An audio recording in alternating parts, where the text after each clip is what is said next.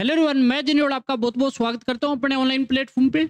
जो बच्चे जेई 2025 के लिए प्रिपरेशन कर रहे हैं उन बच्चों के लिए ये जो क्वेश्चन है जेई मेन 2024 में पूछा गया क्वेश्चन है।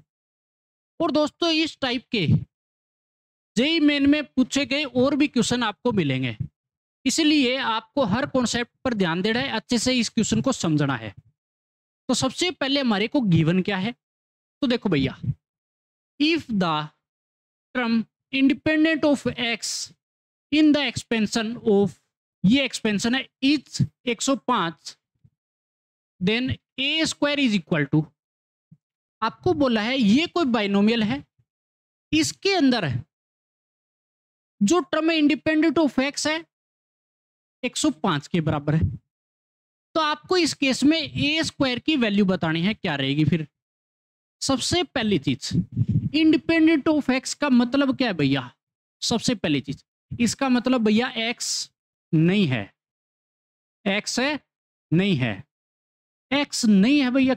इसका क्या मतलब हुआ, इसका मतलब ये है कि degree of x, degree of x 0 रहेगी। इस बात पे ध्यान देना भैया, डिग्री ऑफ एक्स क्या रहेगी भैया, 0। मेन बात बस यही है इसके अंदर, एक्स कभी 0 मत बना देना, नहीं तो पूरी टर्म ही 0 बन जाएगी। डिग्री ऑफ एक्स 0 होगी, सिंपल सी बात। अब देखो कैसे सोल्व करें। सबसे पहली चीज, हम इसकी जनरल टर्म लेके आते हैं। तो भैया मैं मान देता हूं इसको let term equal T R plus 1, मैंने टर्म मान ली।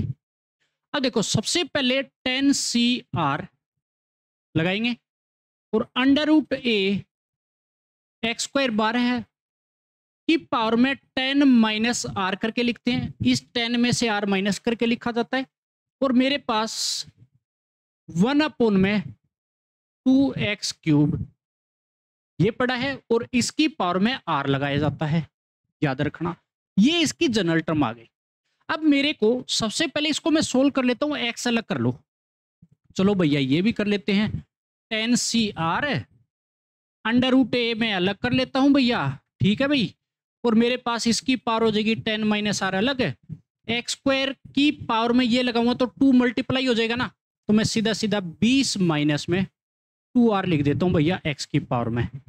तो किसी को किसी प्रकार का कोई दर्द नहीं होना चाहिए।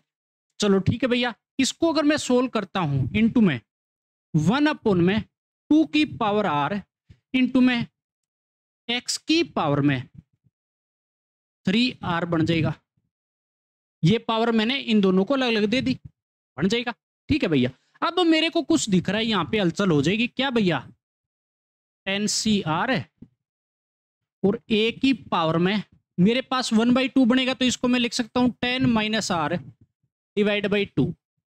ठीक है भैया, अब एक काम करते हैं, मैं इस 1/2 की पावर आर को भी आगे ले आता हूं। ठीक है भैया, अब एक चीज देखो, जब मेरे पास यहां पे x की पावर 3r है और ऊपर x की पावर ये पड़ी है, तो इस पावर में से ये माइनस हो जाए ना, बेस से में डिवाइड में है, तो रूल आपको पता ही है। तो x की पावर में 20 माइनस, देखो 2r माइनस का माइनस 3r होगा, तो माइनस 5r में लिख देता हूं भैया। हाँ ठीक है भैया, अगर ये लिख दिया, अब आपको क्या बोला है कि x की डिग्री क्या रखनी है, 0। तो 20 माइनस 5r, 20 माइनस 5r को मैं किसके बराबर रख दूंगा, 0 के। यहां से सारी चीज आपके पास आ जाएगी और आंसर भी निकल जाएगा। तो r आपके पास हो गया भैया 4, ठीक है ना, r हो गया 4। अगर r की वैल्यू 4 आ गई, इसका मतलब जब मैं r4 पुट करूंगा T5 आपके पास आ जाएगा। अब मेरे पास बनेगा क्या, देखो 10c4 रखूंगा मैं, r की वैल्यू देखो, r की a की पावर में यहां पे अगर मैंने 4 रखा तो 10 माइनस का 4 6/2, तो मैं लिख दूंगा भैया a की पावर 3 लिख दूं सीधा। ठीक है भैया, 1/2 की पावर आ रहा है यहाँ पे, ये 2 की पावर आ रहा है ना, तो r यहां पर भी जाएगा, ये हो जाएगा भैया 1/2 2 की पावर 4 बन जाएगा ना। और ये जो टर्म है वो दे रखी है 105 की, इसके बराबर है 105 के बराबर दे रखी है।